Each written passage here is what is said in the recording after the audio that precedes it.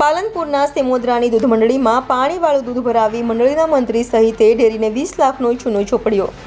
દૂધ મંડળીના ગ્રાહક પોતાના અને પરિવારજનોના પશુઓના દૂધમાં ભેળવતો હતો પાણી। ગ્રાહક દૂધ મંડળીના 2 કર્મચારીઓને ઊંચા ભેટ આપવા માટે આપતો હતો હપ્તો।